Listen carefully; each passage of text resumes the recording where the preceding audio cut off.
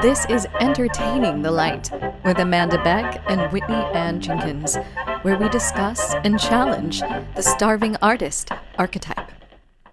You just are in for such a treat because this is truly, it's such a special episode and it deeply impacted me. And our next guest, aside from being led by spirit, is getting her PhD. She has a master's degree in psychology and marriage and family therapy. She's a seeker of truth, a black belt in karate, and facilitates workshops and circles incorporating spiritual insight, somatic embodiment, intuitive teachings, and psychology for groups and individuals. She's fulfilling one of her soul contracts by sharing how to live the life you not only desire, but truly deserve. And oh, can I just tell you, if you are ever in Los Angeles and able to go to one of her moon circles, you will not be disappointed. And even if you're not, go visit her online. We will share all of that information in the description. But ladies and gents and everyone else, our next guest is Rebecca Prephan. Of course. Yeah, so it's great to finally meet you. I've heard so many like wonderful things about you and your moon circles that I'm so jealous that I can't I come know, to. I'm always like, come to if you're in LA. I know. Well, you can always join us virtually if you ever feel the nudge. Oh yeah, that's true. That's Hey, true. okay, definitely. I didn't know that was an option. Where are you located? I'm in Nashville. Oh, that's right. I think I knew. Actually, I have another friend who comes to Circle who's in Nashville. Oh, really? Okay. Yeah. Maybe we can get together in person and then like join virtually. Yeah, that would be so cool. Oh my God. That would be cool. Yeah. That might be the solution. Might be because she was living here like 2 years ago. I met her once for quite a while, and then like Amanda ships crossing in the night like one time. So are you also a Saybrook student? I am, yes. I just finished the master's and I'm starting the PhD in the fall. So Oh my goodness. in a couple of weeks, I guess. That is incredible. Oh my goodness. So tell me, how have you guys been enjoying this? Doing the podcast? Yeah. Well, it's I'm always watching her faces because she gives these faces like she has another podcast that she's been doing for a while. So this is like for me it's a new thing and I think it's really cool as far as just like I think we just wanted to start having the conversation because we didn't really feel like it was being had like elsewhere, and also just like I feel like it's been a really good way to like connect just with people, nurture relationships, and yeah, I don't know, we've been having really good conversations. I struggle with like because I feel like it just gets heady sometimes and we're like, ooh, let's talk about this and this and this. Of course.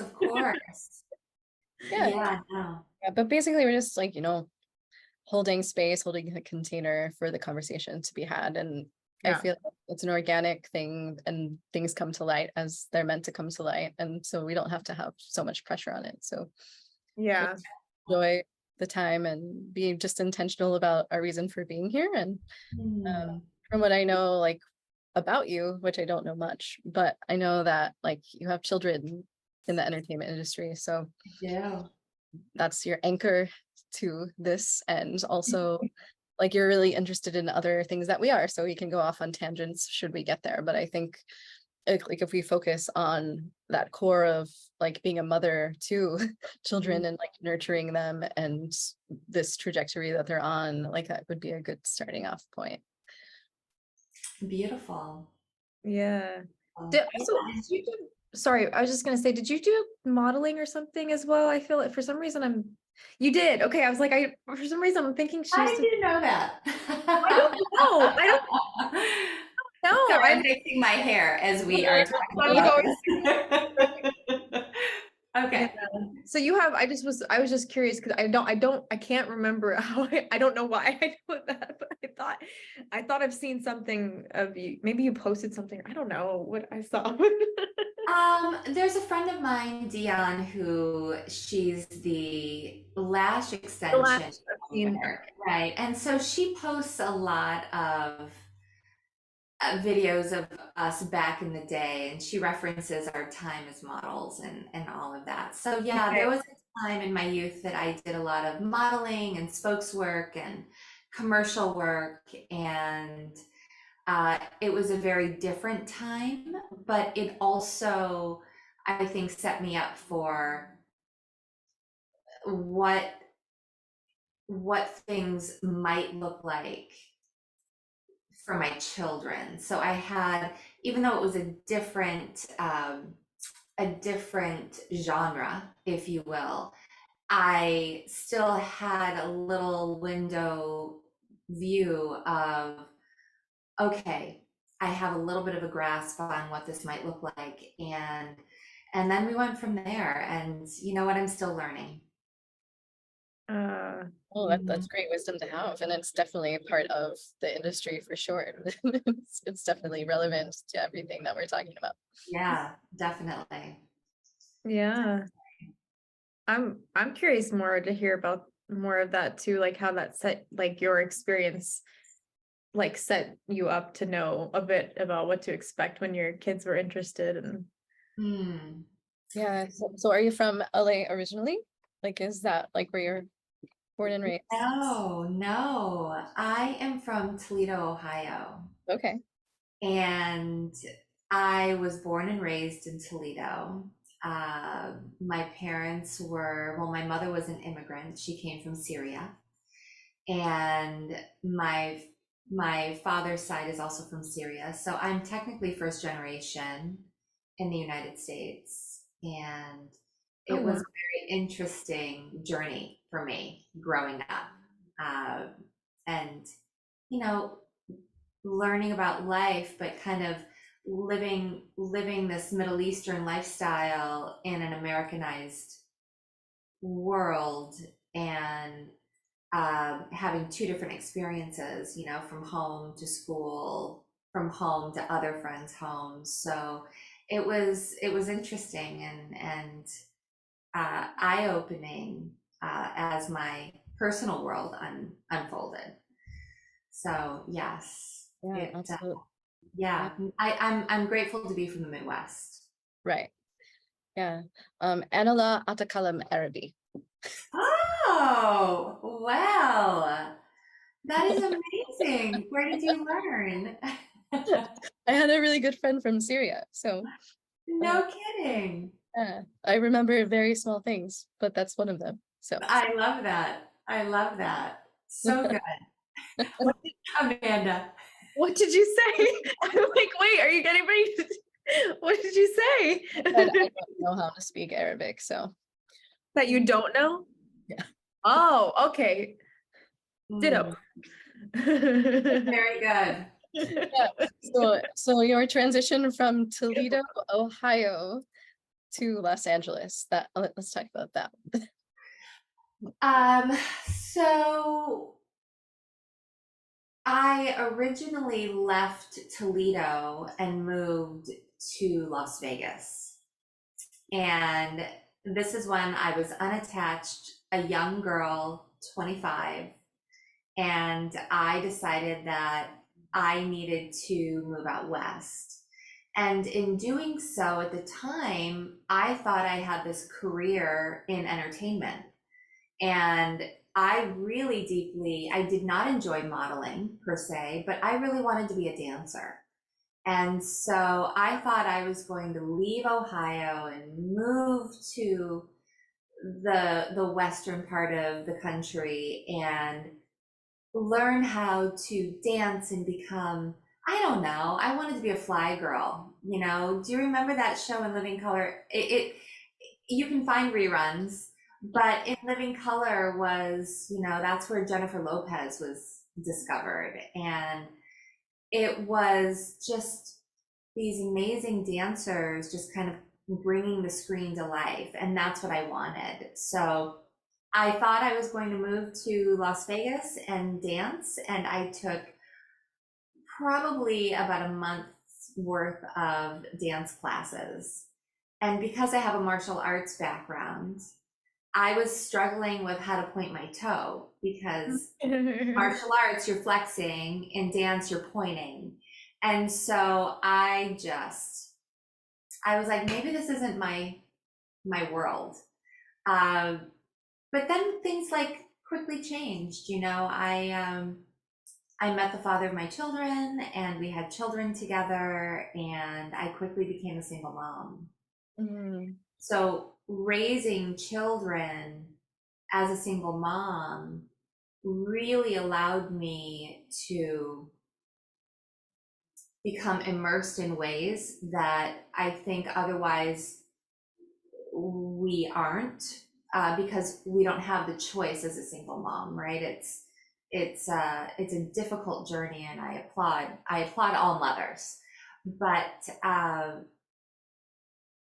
there was a time when my son, who was very animated and very comedic, and he was 2, 3, 4, 5 years old at this time, and probably around 5, he had said, we were watching Drake and Josh on Nickelodeon, I think it was, or Disney. I don't know which one. Okay, so he said to me, which one is it? I think it's Nick. Yeah, I think you're right. Okay. He had said, I want to do that inside the TV. Oh. And I said, do what? And he said, that. I want to be inside the television doing that. Oh. And I realized very quickly he wanted to be an actor. And then my brain, just based on my own personal entertainment experience, I was like, oh, well, I mean, that's a lot of work, and you have to take classes, and you have to, do all these things that you might not be interested in. And he's like, no, I want to do that. So I quickly researched acting schools, and I found one. I want to say it was called Ladybug Acting School, or the Acting Bug. That's what it was. And he went to his first class. I bought like a session of 8, and the teacher said, he's really great. He's just having a hard time staying focused because of his age. And my daughter said, because she went along with me, and I said, this is for your brother. We're going to give your brother this because this is his time. And then when the teacher came and she happened to be there, she said, I'll do it. And she happened to be a couple years older.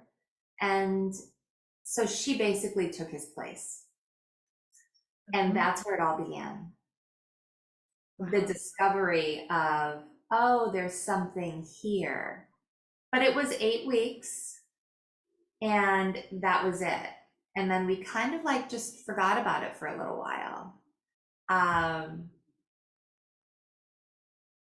And then some other things transpired where I'm telling you my life story right now. Some other things transpired where she had fallen ill, and she had fallen ill for a couple of years, and we didn't quite have a diagnosis. And I was in and out of the hospital and speaking to doctors across the country trying to find out what was wrong with her.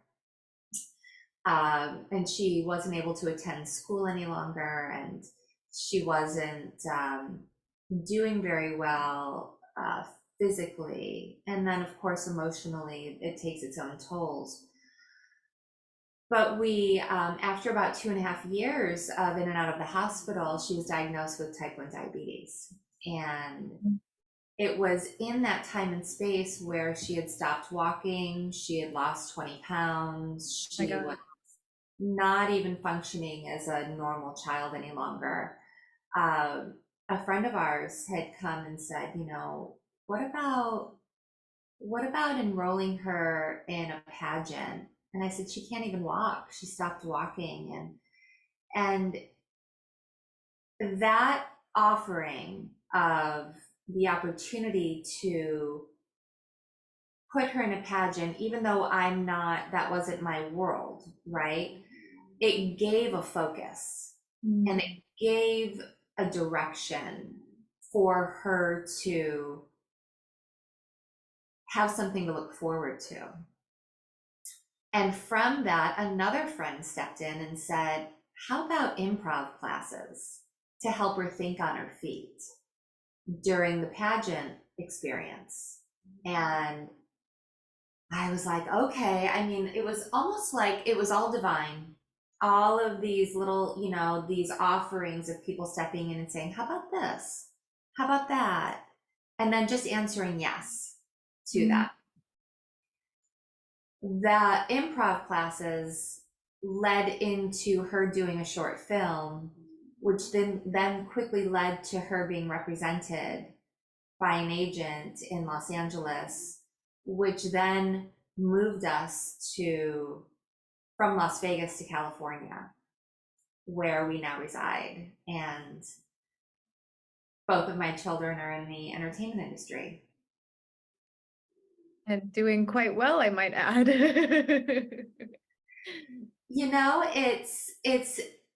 I think it's relative. I would say, very true. Truly, I would say the first commercial that was booked on whatever low budget scale or high budget scale, that was success. Like a successful audition was success. Yeah.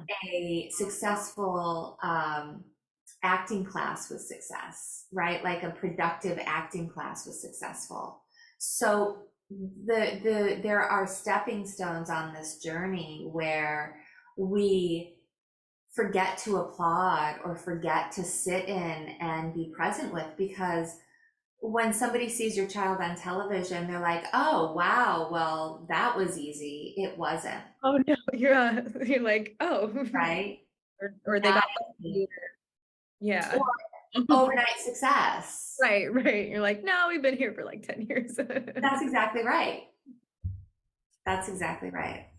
I like what you said about like each stepping stone and like acknowledging the success that each of those opportunities provided. Is that something that you consciously worked with your children, to acknowledge that like the little steps that they were taking were ones that were important and fulfilling and made them valuable? Absolutely. Absolutely. I think as parents, it's easy to lose sight because, so many parents in this industry become momagers, right? Or stage managers, or, however they are titled, helicopter moms. And we forget that the little successes along the way, because those little successes build the psyche within us and build that core chord that ultimately begins to define who we are and how we operate in the industry and beyond that. So we were blessed with an amazing team, managers, agents, who reinforced that continually as a great audition came through and they taped for something, even though there may not have been a callback or even any feedback on that audition. The ability to do it, tape it, memorize it, tape it, send it in is huge. Or before COVID, there was taping, but you would audition in person, and showing up in person to read in front of a stranger who has a camera in your face and you're standing in front of a green screen, there's a lot of pressure there. And that is something that we don't necessarily understand as parents, because we're not doing that. We're not in the room. But I had a sense of it only because of my personal background, that I knew what it felt like to walk into a room full of strangers and have to be accepted and liked. And that was a difficult thing, right? And then not be chosen. Mhm. And then have to work with that. And how do I have a relationship with that when that occurs in my life and I'm not the one chosen, I'm not what they're looking for. So I had to dig a little bit deeper and find, okay, well, who am I in this time and space, so that I know that regardless of what they're looking for, I still have value. And that is the most important. She's like summarized our entire like mission, I feel like, of every like our core like values of, yeah. I knew you would be like such a voice of wisdom, Rebecca. Yeah. Do your children have, I'm sure that they've had moments of disappointment and rejection when they've like gone on an audition of a project that they really wanted something and it didn't pan out. Oh, So yeah. yeah, so like coming from what you just said of like coming back to the value, do they have like certain techniques that they use in order to like get back to like that root of themselves of like, oh, like I do matter, I am important, I'll just brush it off and like move on? And Well, I think the blessing of this for me was, I try to keep them very grounded in this industry. And I know for me growing up, I would, and it's not any different now. It's more difficult for the youth now and various ages, because we have social media, which we're continually comparing ourselves against, right? And the filters, which we didn't have back then. But I remember just continually comparing myself against cover models of Cosmopolitan and Sports Illustrated and Glamour magazine, and feeling like I wasn't enough because I didn't have that body, I didn't have the hair, and I wasn't blonde. And back then there were very few brunette supermodels until Cindy Crawford and Paulina uh, came through, and then there were, then they started filtering in. But I had you might hear my dog snoring. Oh my okay. goodness. Oh my goodness. Mhm. He's dreaming. Oh, her Oh, dogs are so cute. I don't know if you've so seen. cute. So going into this industry, I tried to be very mindful of how to keep them rooted and grounded. And honestly, it is a continual journey. Um, I think the best advice that I received, because I also did voiceover work for quite some time, from my mentoring teacher, she said, when you audition, let it go. Mm. You walk out the door, throw the script away, let it go. And I had to learn how to do that. And I then began trying to help my children let it go. Because, when you have an audition come through, like, it could be Avatar, or it could be, any movie or any television show, and it, right? And there's an attachment, because all of a sudden you have hope and you can see yourself doing it. And there is this idea that, oh my gosh, this could be mine, and it could be. And always it could be. But regardless of whether it is or isn't, the key is knowing you did your best in that moment, knowing that however you showed up in that time and space is what that best was in that moment. And then when you turn around and you walk away, the nearest trash can, drop your script and let it go. Yeah, it's that moment of surrender, right? Mhm. I used to get so upset like after an audition, and people would be like, "How did it go? How did it go? How did it go?" And it's like, don't ask me. I don't want to talk. Like, I know. let me let it go. Like, Right, I right, realize it. Like, yeah. right. And I had to learn to do that myself as a parent, and, not overanalyze, because children want to please mom. They want to please who they're reading for. They want to please their agents. They want to please, whoever they can. And that is a difficult expectation that talent, regardless of age, holds. And there has to come a point where you no longer care. You care enough that you show up and you do what you're supposed to do, and you do it fully. But then you let it go and know that I can't please everyone. I have to know inside of myself that that felt right. And if it didn't feel fully right, okay, noted. Now I know the adjustment to make for next time. Yeah. You're making me think a lot too about, because I think it's really amazing that, because you've obviously carried so much wisdom in you, and like all the things that you've learned and been able to be a guide for them. We were talking earlier today about like sacrificing our integrity and authenticity, and I'm curious,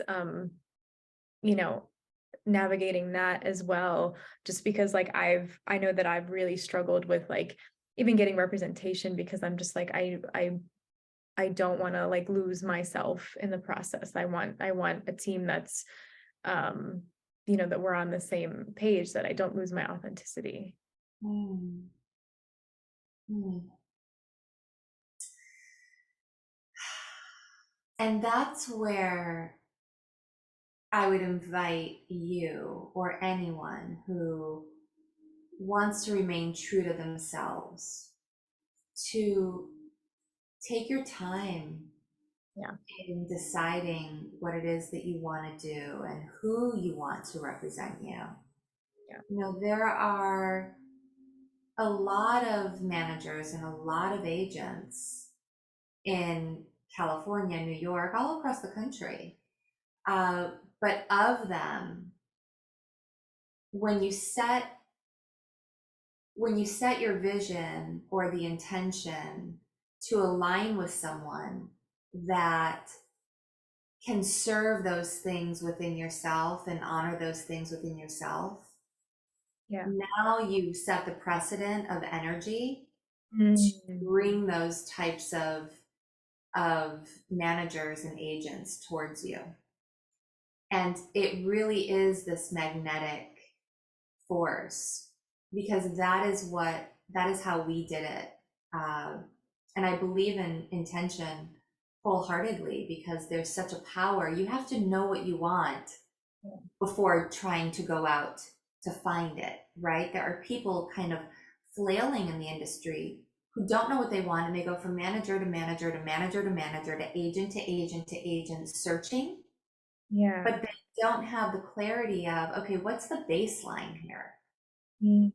What's my baseline? What do I need from representation? And we interviewed, a handful of agents and managers. And I'll tell you what, when you set the intention and you call that in, they show up. And it may not be everyone, it might be one in the bunch. And we found the one in the bunch. And that is who we've been with now for 10 plus years. Wow. Yeah. And I love that you're speaking to it as well as like we interviewed and we were intentional and we chose, because I think a lot of people, I think I was wary of this coming out here, and I felt like I didn't have a right to be, like I wasn't, in it long enough to like have that, like where I have a say in it. But I think a lot of people come, especially people that move, and they're like, I just have to find anybody that, even my acting teachers kind of have said that, like, just, any agent is better than no agent. And I'm like, I don't know. I agree with that. I'm like, I need to take my time and see what aligns. So I love that you are like, you're such a rare, special, like person to even like talk about it that way, that it's like being intentional for you. You interviewed them. Oh yeah. Yeah. And it was a interesting process, but I knew within seconds who was right for us. Yeah. And you'll know when you set the intention, because now you have clarity. And so as you're having that time with um, managers or agents, are they speaking your language? Are they in alignment with, are they listening to you? Are they asking you questions? Are they seeking what it is that you're looking for in representation? And are they, our team,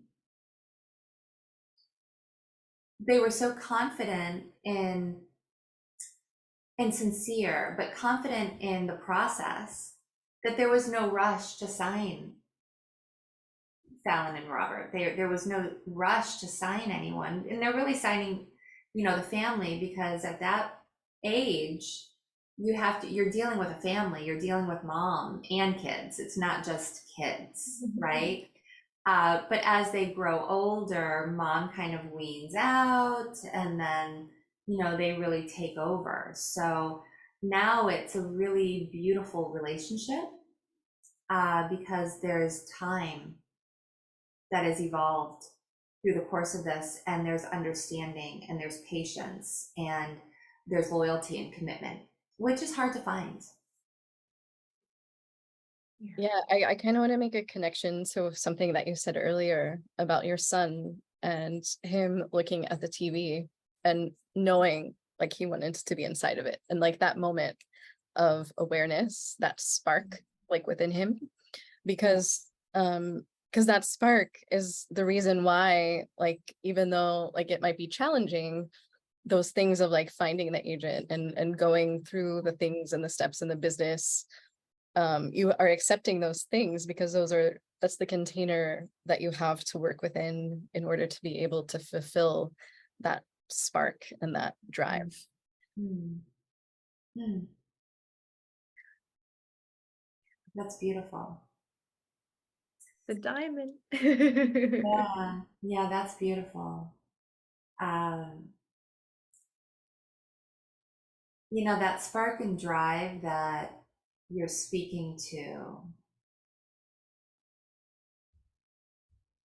I think it resides within all of us. And it's important that if we don't have a parental or a parent or a peer that recognizes it, that we don't allow it to burn out. We have to allow that fire or that spark to really just stay, even if it's dim, lit, right? And oftentimes it works through imagination and how we visualize things. My father used to speak to me about visualization, and I was 10 years old, and I harnessed this concept of visualization at a very young age. And then I want to say 2006, The Secret came out. Are you familiar with The Secret? And when The Secret came out, I wanted to know who told them. Yeah. I knew something that nobody else knew. And I was like, wait a minute, do they know my dad? Like, I was like, where did they get this information? Because I had kept this like superpower that I believed I had, and we all have, right? Alive within me. It was its own little light that was kind of beaming. So what that allowed for me was the ability to implement this visualization into my children, where we spend time writing down the things that they see themselves doing in the future. What is it that they want to bring into their lives? And they've been doing this for as long as they can write. And finding that vessel to keep something alive, even though you have no idea how it's going to evolve. Oh, that gave me chills. Yeah. You just have to see it. Yeah. You have to see what you want it to look like, and then the path will unfold accordingly. Yeah. That's really, I can see it, that you're, even as you're talking about it, I'm like, wow. That makes me think a lot about, because Whitney and I have talked a lot about inner child work, and I mean, I think it's synonymous with the diamond and the kind of getting back to that place. So that's really special. I really just want to sit here and listen to you talk, because I'm just like Thank you. It's speaking about parents and rearing children in this industry, there is an author, psychologist who has written a book about parenting talent, and her name is Dr. Elena Johnson, and she actually has children that are represented by the same manager as my children. And my children's manager dropped off this book today because I was like, this is important, because we don't have enough. I don't know if you can see this. I had a conversation with her this morning, with Dr. Elena, and we were speaking about children in this industry, those that start as a child in the industry, and those that enter the industry, whether they're teens or young adults or even later in life, right?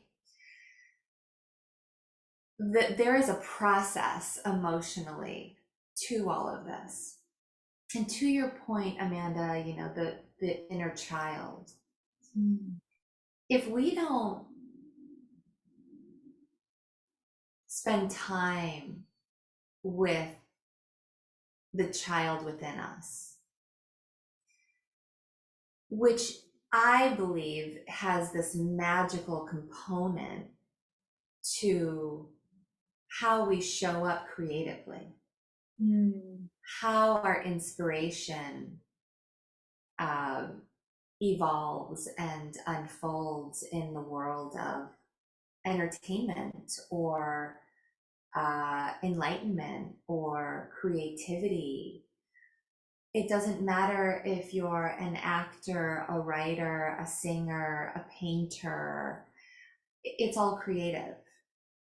And there is this aspect of ourselves, which she and I spoke about today, that this need for perfectionism, right? To be perfect in order to be seen.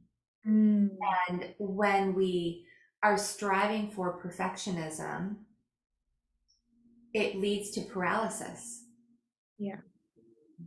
And then there is this this component that ultimately leaves one feeling like they failed because they needed something to be perfect, and they became paralyzed in that aspect because they didn't want something to be seen, or they needed to do 35,000 takes of something, or write 25 pages before they were happy with, a sentence.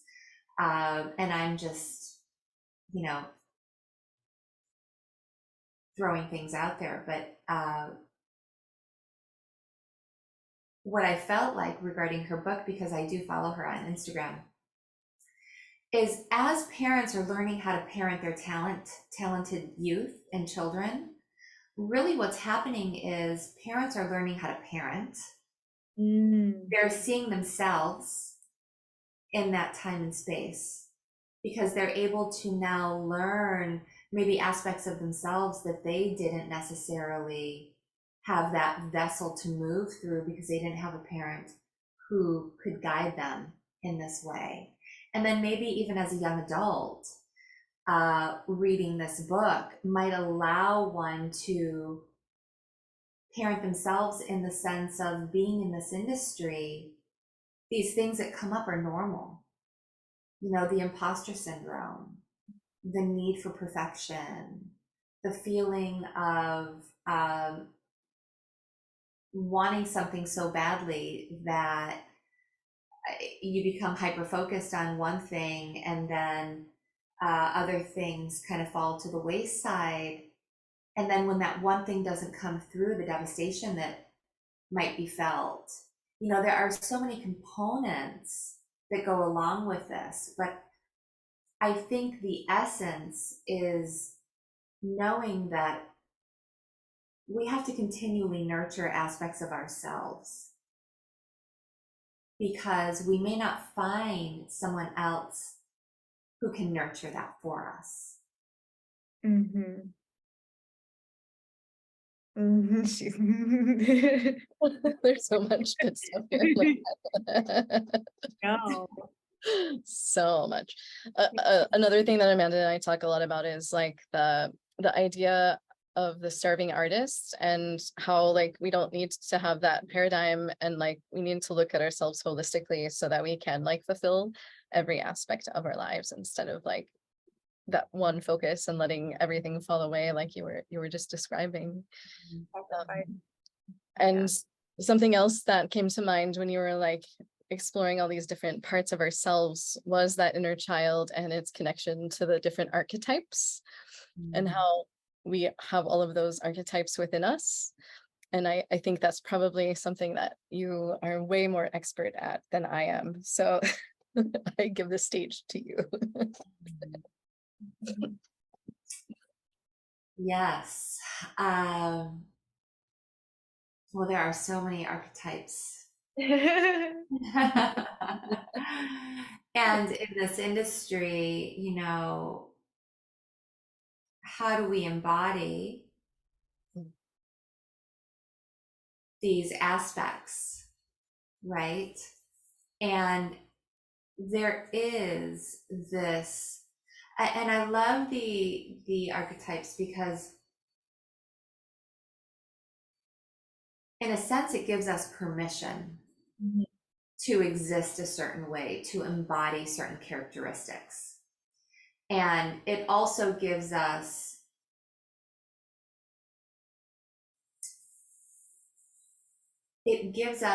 this sense of purpose. Even though you may not have the ability to identify it, there's something that resonates deep inside. And when something resonates deep inside and it's speaking to us, that needs a little fine tuning. And what I mean by that is turning up the dial on that, allowing that to speak to you and embody that. I am a huge advocate of warrior energy. And that is something all women embody, but they don't know how to access it. Mhm. And to embody something is to, one, have awareness around it, right? To it be intentional with it. But in the embodiment of it, there's the self-discovery of the expansion of who we are and who we can be, and these types of archetypes that we can emulate and become. So this is really good because in the world of entertainment,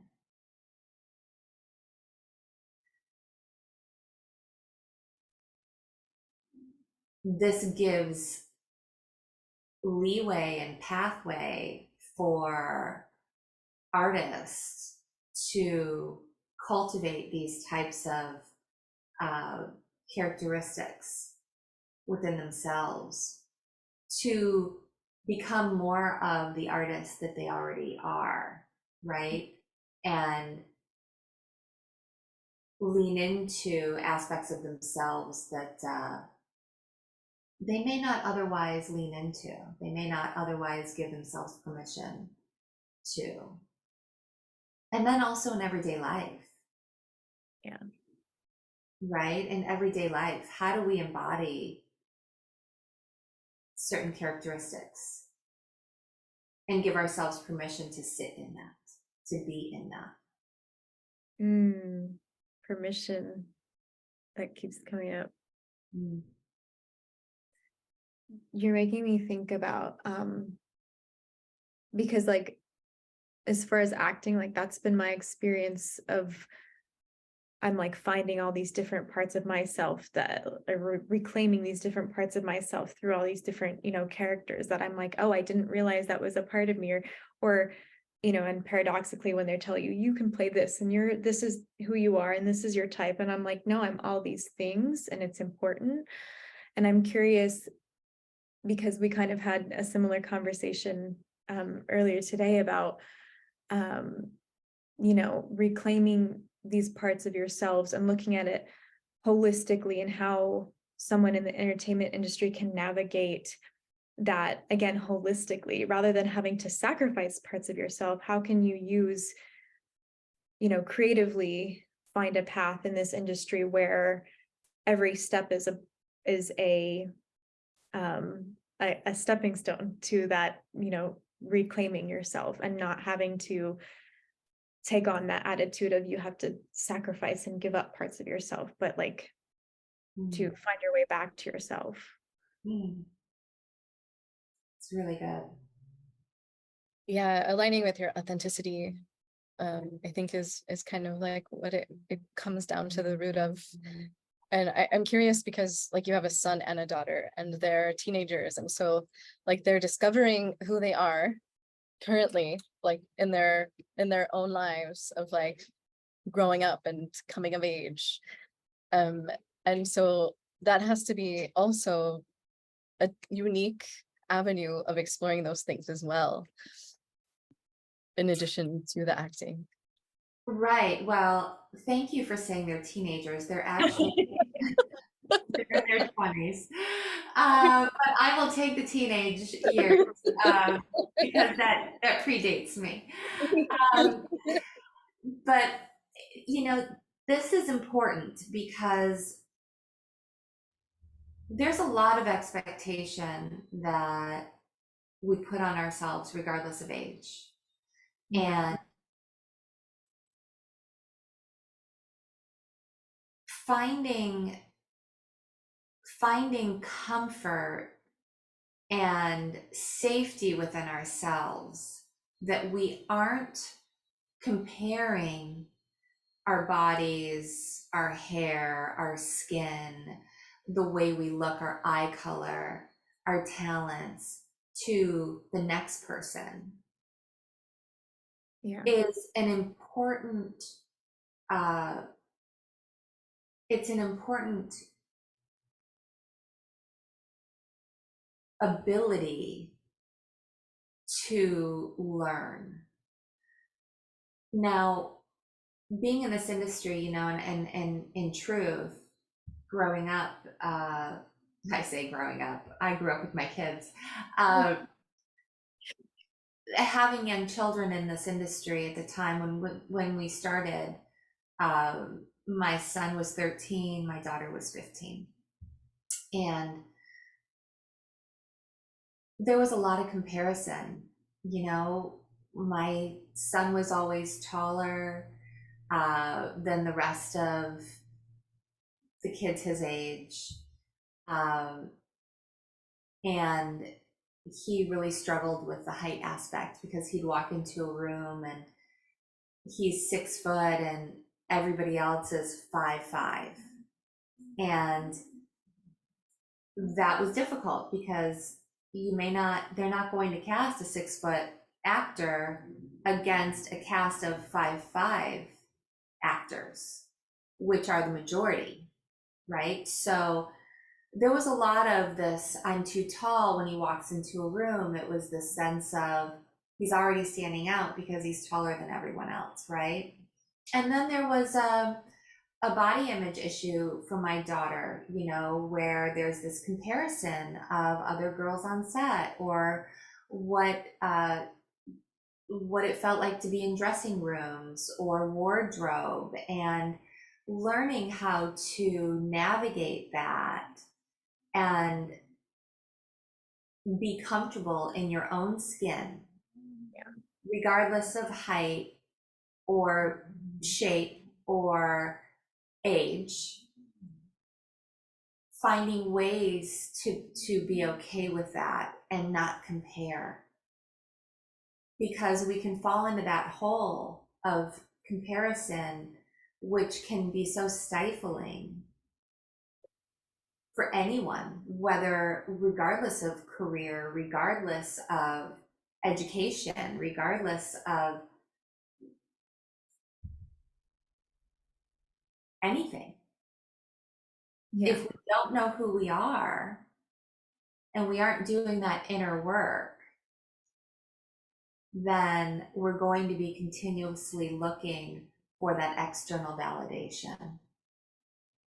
Yeah, and I think that's especially true in the entertainment industry too, because if you don't know who you are, you're going to be looking for validation from other people to like identify that for you. Slippery slope. Exactly. And then if someone identifies you in a way that isn't true, now you have this identification that isn't yours. Yeah. It's another person's voice, which now has this imprinted, sticky aspect to it that's really hard to release and let go, right? So it's this, it's a continuous battle of letting go. You know, letting go. What didn't feel right today? What didn't resonate today? And how do I get back to center? So knowing, okay, what brings me back into my body when I'm feeling off kilter, when I'm feeling like I've taken on all these other voices or opinions about me, or judgments about me that aren't mine at all, but yet I'm casting value on it, and now that's my worth. Yeah. Based on another person's assessment that has really no value. Yeah.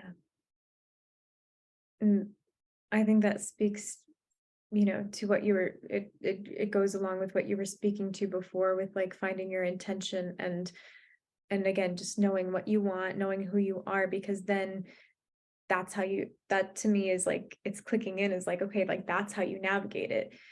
Because then you'll be able to recognize when those voices aren't yours, rather than trying to falsely navigate through somebody else's lens. Because the truth is, I know that nobody else can know, you know, who they can't know what's inside of us. They can reflect, but they can't know, you know, us better than we know ourselves. So Yeah. true. It's really helpful. Defining the boundaries very intentionally. I think we talk about boundaries a lot, Amanda and I, and how they can be flexible and ever changing.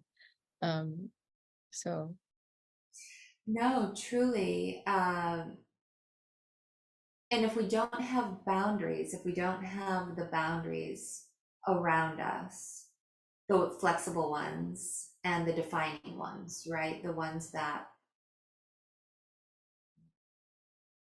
I think there are fine lines where we start to feel, oh, this doesn't feel right. But then when it hits, and that should be the catalyst to, okay, this is notifying me that I need to retract and reassess. Mm. And when we get that barometer, if you will, that is saying, okay, you're here or you're here, we have to start to attune to, okay, what am I feeling right now? What's my body telling me? Has my boundary just been overstepped? Or is someone approaching a boundary that I have, and that's what I'm feeling right now? So just really, it's this dance. It's a lovely dance that we have to do with ourselves and with the outer world, especially in this industry, but also more importantly on our life journey. Yeah. How do we show up for ourselves? And that's really, more importantly, the baseline, I think, of everything. yeah, because if you can't trust yourself to maintain those boundaries, then you can't trust anyone or anything. So Exactly. This is making me think, boundary talk. Also, we also talk about, she actually Whitney introduced me to the idea of like, the divine masculine, divine feminine, and like the boundaries I've been saying ever since then of like, it's like to create this safe, this container, that divine kind of masculine in which we can like flow freely. We can be our most creative, our most authentic selves. And yeah, in terms of like the industry, when financial stability, you're not even always sure where your next job is coming from, or the whole industry goes on strike or something. I don't know. I know. I mean, yeah, and I'm not sure. I'm curious to hear your insights on that or experiences because, and I know, and I mean, you had childhood. I mean, your kids, they were child, actors, growing up younger as well. So I don't know if that's any different than how they're navigating it now in their 20s as well.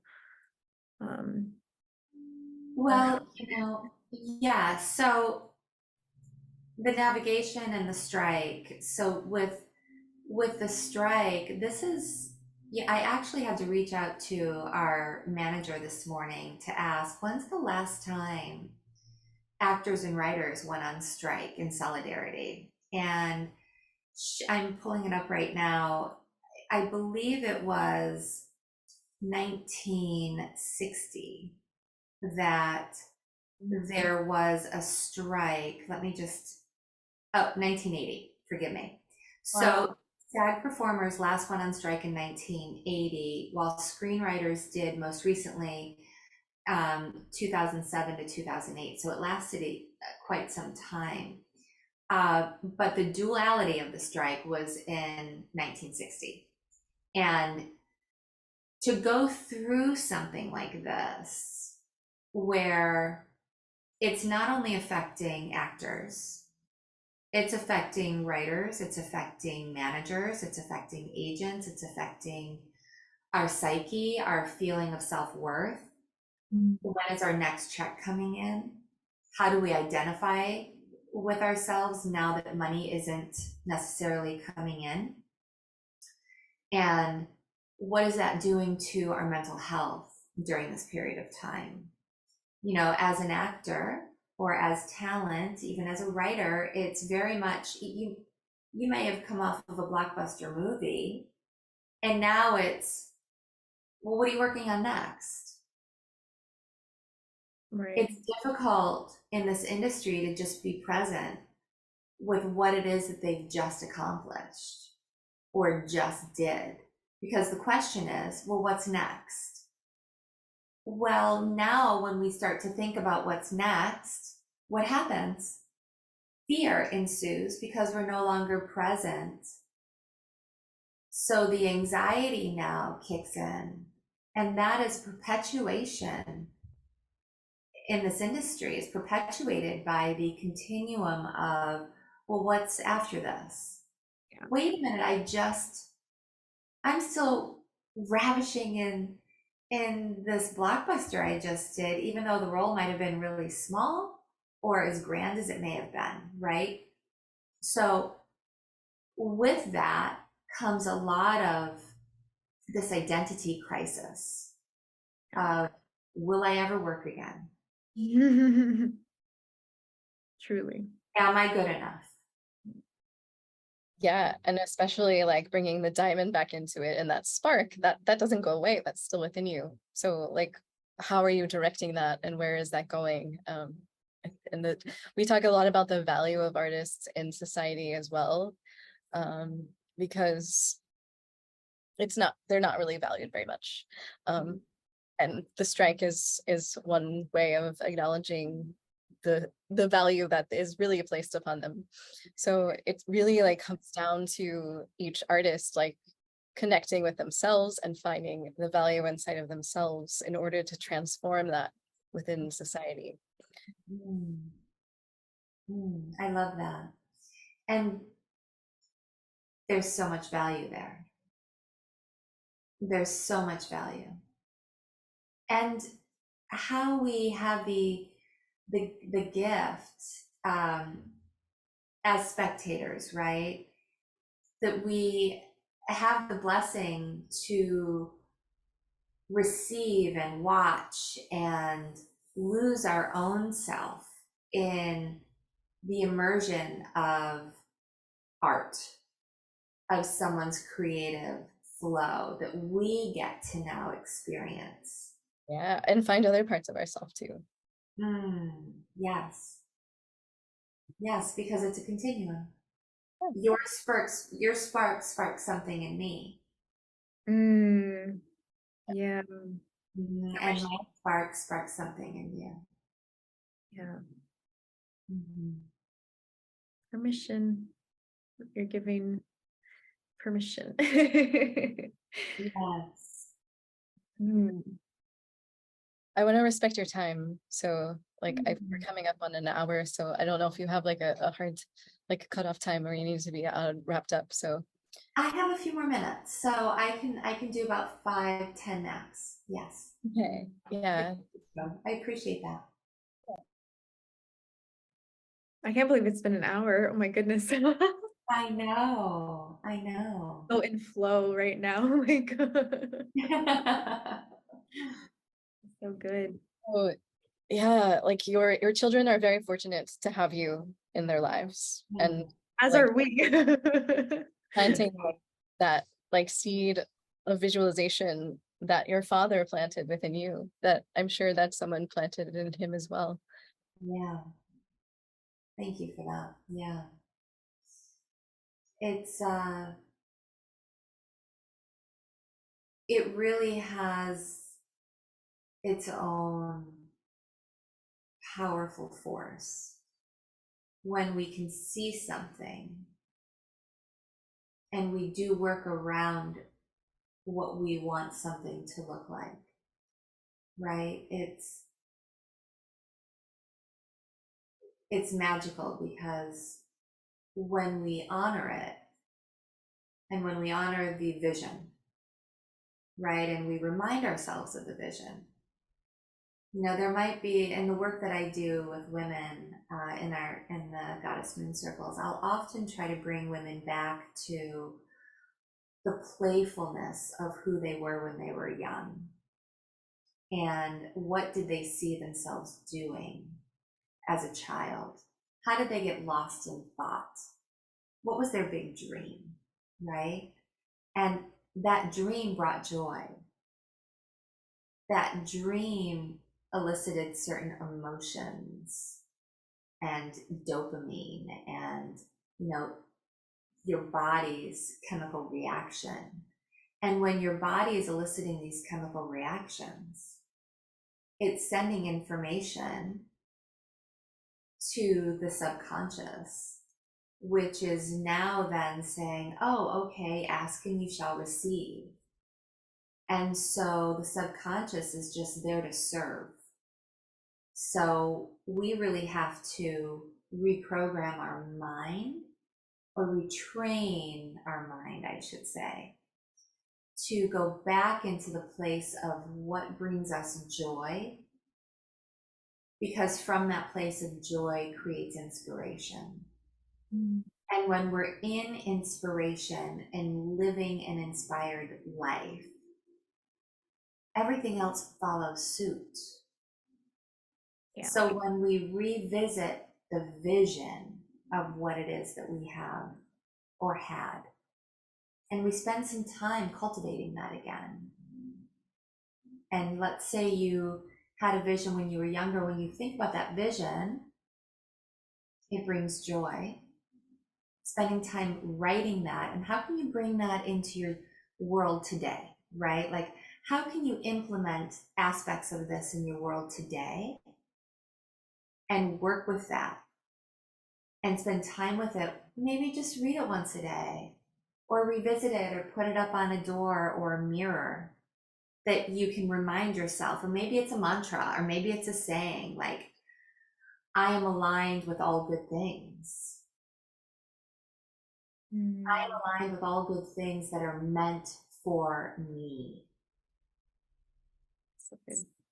Right? And when I see that and I reread that mantra, I quickly, it's almost like this funneling, right? Now I'm back in center. Now I'm back in that flow of, oh yes, that's where I belong. But we can lose sight so quickly. We just need we need to set the reminders for ourselves to help us get back to the vision of what we see ourselves to ultimately obtain. Yeah. Thank you for that. I needed that so much right now, of course. Such a good reminder. Thank you, Rebecca. I also just wanted to ask if there is anything that you anything else that you wanted to share, and especially also about your moon circles, because they have coming to your moon circles has helped me so much. And yeah, just anything more about what you do in your work. Thank you. Well, I hold my moon circles every new moon and full moon. And this is a powerful time for women to connect with ourselves. And not only independently, individually, but collectively, as we realign with the sacred aspects of who we are. And when we realign with these sacred aspects of ourselves, we're healing ourselves on deep layers that we may not even have awareness around, but our body is activated. And so as we begin to do the work, like for example, writing down our vision, as we begin to do work around letting things go and releasing them and manifesting, or community, and maybe, something that Whitney shared really resonated deeply with me. And, Amanda, what you share really resonates for me. And it helps me to recall something that I may have forgotten, right? And now it brings something back into my mind's eye, and my view, my peripheral vision now becomes more focused. And as we do that work, really what's happening is we're creating this divine force of energy in a community.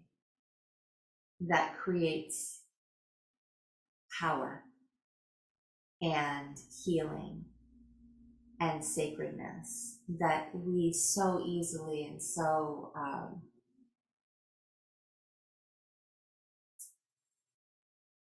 the magnitude of how we've lost sacred moments in our life it's bewildering, because we come from somewhere. There are imprints within us that hold knowledge and wisdom, and we just need to learn how to activate them, open them up, so that now we can access these nuggets of information that are waiting just for us, that are waiting for us to retrieve.